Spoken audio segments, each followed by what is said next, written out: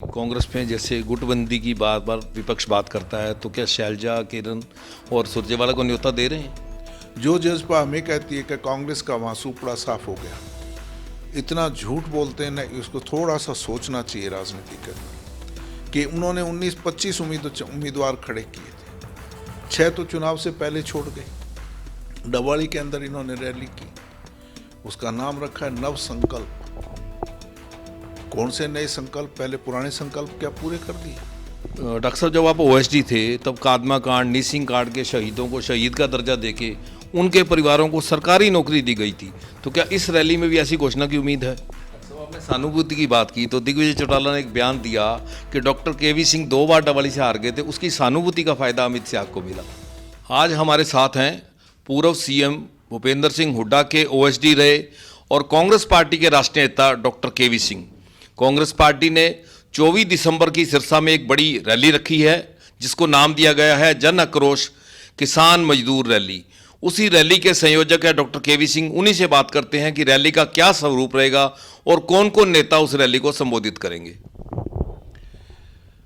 जो रैली है 24 दिसंबर को एतवार को सिरसा में होने जा रही है, उसका मुख्य उद्देश्य जो मोदी जी ने 3 कानून बनाए थे और इन 3 कानूनों को रद्द करने के लिए हिंदुस्तान के किसान मजदूर ने एकता दिखाते हुए किसान जत्थेबंदियों ने एक आंदोलन शुरू किया और करीबन 13-14 महीने वो आंदोलन चला। देश के अंदर सबसे बड़ा आंदोलन था और उस आंदोलन के अंदर 750 के करीबन किसान और मजदूर शहीद हुए और उनकी शहादत की बदौलत ये जो 3 कानून जो थे उनको मोदी को मजबूर होकर मुअत्तिल या सस्पेंड करना पड़ा। और उनको याद करते हुए और उनको श्रद्धा सुमन अर्पित करने के लिए चौधरी भूपेंद्र सिंह हुड्डा और उदय भानजी और भाई दीपेंद्र हुड्डा ने फैसला किया कि उन शहीदों को हम श्रद्धानुमन करेंगे।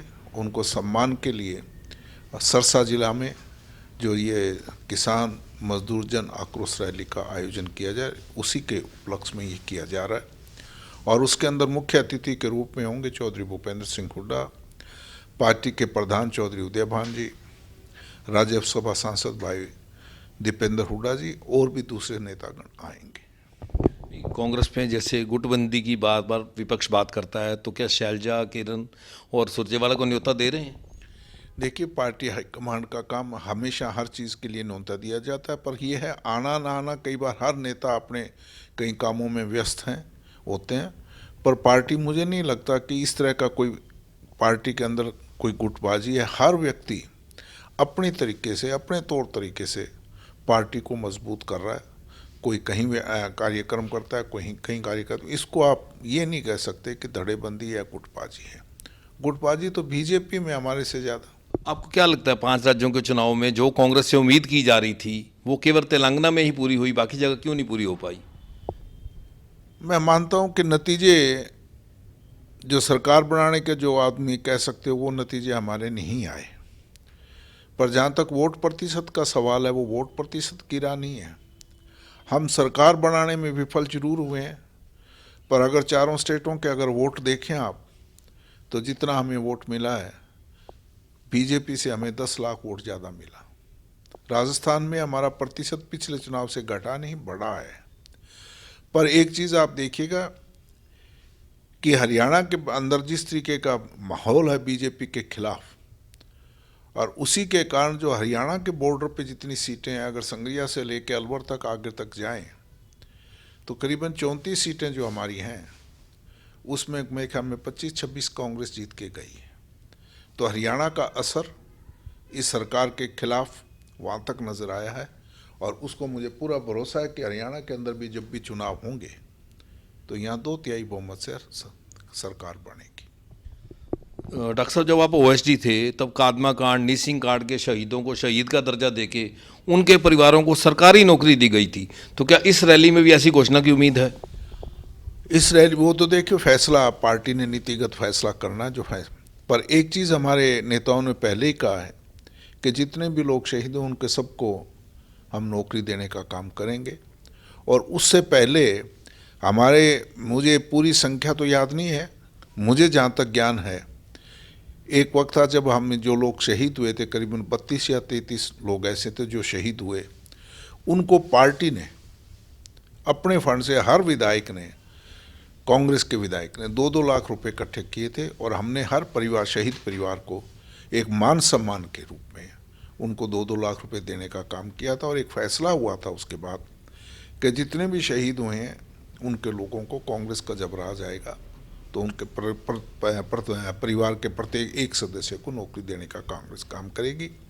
जहाँ तक शहीदी का दर्जे का सवाल है, ये मेरी निजी राय है और उस मंच पे मैं इसकी मांग भी रखूँगा पार्टी के सामने। तो डॉक्टर साहब क्या दावा करें, अभी अब 5 राज्यों के चुनाव के बाद हरियाणा में क्या असर रहेगा? हरियाणा में आप क्या गिनते हैं, कितनी वोटों से आप सरकार बनाएंगे, कितने एमएलए से सरकार बनाएंगे? नहीं, मैं आपको पहले कहा कि हालात हमारे पक्ष में है और जिस तरह के हालात हैं, मुझे लगता है 2/3 से बहुमत कम नहीं आएगा। हर प्रदेश का अलग अलग स्थिति है। हरियाणा के अंदर एक विकल्प जो है, क्योंकि जैसे तेलंगाना में आपके सामने विकल्प कांग्रेस थी, उस प्रादेशिक पार्टी से लोगों की नाराज़गी थी, उनको विकल्प के रूप में लोगों ने कांग्रेस को चुना। आज हरियाणा में जो जसपा और बीजेपी का गठबंधन है, उसने लोगों ने नकार दिया है। उनके प्रति कोई सहानुभूति नहीं है, क्योंकि कोई काम नहीं किए, हर मोर्चे पे विफल रही है। तो लोग आज बदलाव चाहते हैं, इस सरकार से पीछा छुड़ाना चाहते हैं। तो आज आपके सामने विकल्प कौन है? विकल्प कोई पार्टी है नहीं, लोकदल है, उसका कोई भविष्य नहीं। जहाँ तक एक आम आदमी जो अपने आप को और तरह के नारे दे के लोगों को बहकाने का काम करती है, उनकी पोल जो है आपके छत्तीसगढ़, मध्य प्रदेश, राजस्थान में आपके सामने नोटा से भी कम वोट आए हैं, नोटा से भी कम वोट आए हैं। और यही हालात जजपा की है।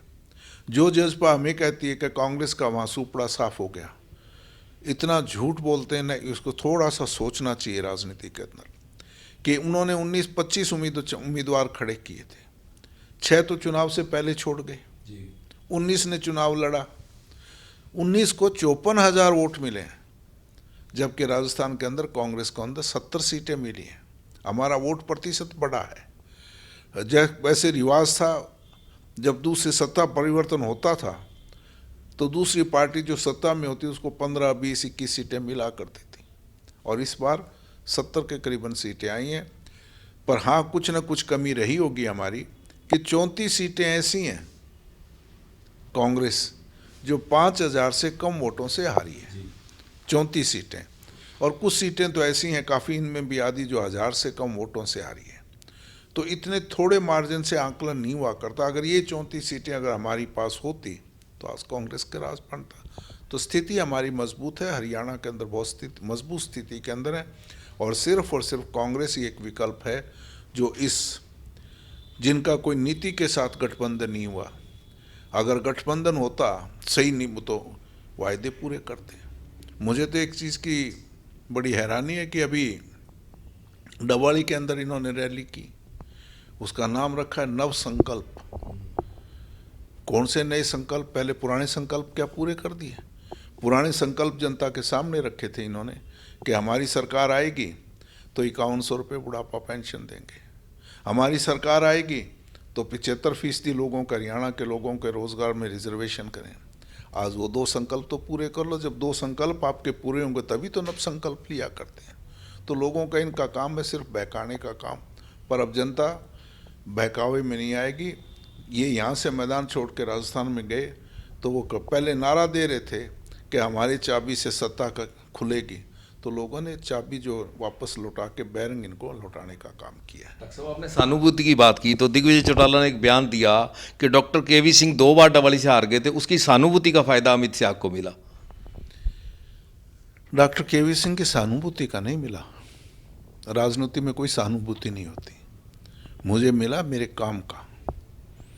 मैंने 10 साल लोगों की हार जीत हुआ करती है राजनीति में, और मैंने कभी उसको पैमाना नहीं माना। हमने काम किया है, सेवा की है, लोगों ने उस काम का और सेवा का फल दिया था। ठीक है, अमित ने भी अपनी मेहनत की, यूथ कांग्रेस का प्रेसिडेंट रहा, लोकसभा का भी प्रेसिडेंट रहा, और उसने भी युवाओं के साथ तालमेल मिलाकर कांग्रेस की नीतियों का प्रचार और प्रसार, उसने एक पहचान बनाई।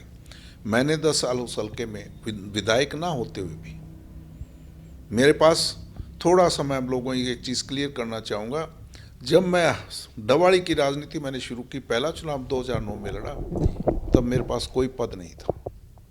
ओएसडी तो मैं पहले था, तो 2005 से लेकर 2009 तक, जब मैं उससे पहले दड़बा से चुनाव लड़ा था, ना विधायक था, ना मेरे पास कोई सरकारी ओहदा था। उसके बावजूद भी मैंने 100 करोड़ रुपए का करीबन आरओबी बनवाने का काम किया। इतना पुराना सब डिवीज़न है, वहाँ सरकारी कॉलेज बनाने का काम किया। ये तो पीडब्ल्यूडी महकमा इनके पास है, और इन्होंने कोई मेरे ख्याल में अपने इस राज में 8 या 10 सड़कें बनाई होंगी। मैं 28 सड़कें बनवा गया उस टाइम। 10-33 केवी के बिजली घर बना गया, 2 बड़े बिजली के 440 के 220 के बना गया। तो मेरा कहने का वो जो काम किए मैंने, उस काम पे लोगों ने मोहर लगाई है। तो ये थे डॉक्टर केवी सिंह, जिन्होंने ये भी दावा किया कि हरियाणा के अंदर 2/3 से ज़्यादा सीटें लेकर कांग्रेस सरकार बनाएगी। हरियाणा तक के लिए सिरसा से बलजीत सिंह।